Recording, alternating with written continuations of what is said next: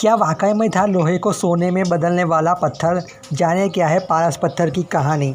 पारस पत्थर को लेकर बचपन में कहानियाँ हमने सुना है कि उसके छूने से लोहा सोना बन जाता है। लेकिन क्या आप जानते हैं कि पारस पत्थर कहाँ और किसके पास है और क्या इसका सच है?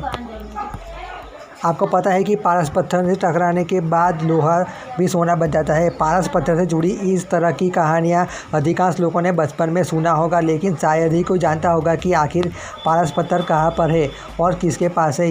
यह आज तक रहस्य ही बना हुआ है।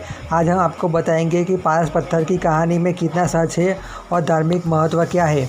धार्मिक कथाओं के मुताबिक अपनी गरीबी के तंग आकर एक ब्राह्मण भगवान शंकर को प्रसन्न करने के लिए कठोर तप करने लगा था, जिसके बाद शंकर जी ने उसे सपने में दर्शन देकर बताया कि वृंदावन में एक सनातन गोस्वामी है, उनके पास जाकर पारस पत्थर मांगो, उससे तुम्हारी निर्धनता दूर होगी।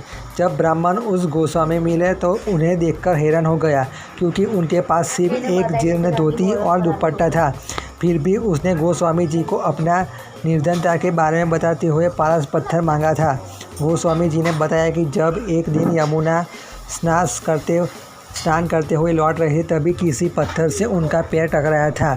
पत्थर देखकर उन्हें अद्भुत लगा और उन्होंने उसे वही ज़मीन पर मिट्टी के नीचे गाड़ दिया था। उन्होंने उस ब्राह्मण से कहा कि से पत्थर निकालने को कहा। उस ब्राह्मण ने जब उस पत्थर को लोहे के टुकड़े को स्पर्श कराया, लोहा सोने में बदल गया था।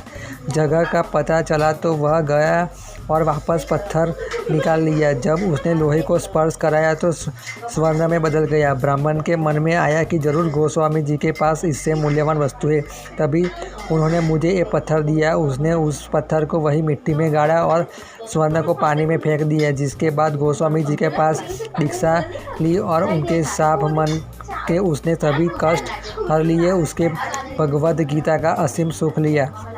पारस पत्थर को लेकर यह भी कहा जाता है कि भोपाल से 50 किलोमीटर दूर रायसेन से किले में पारस पत्थर आज भी मौजूद है। ये भी कहा जाता है कि इस किले के पारस पत्थर को लेकर कई बार युद्ध हुए थे।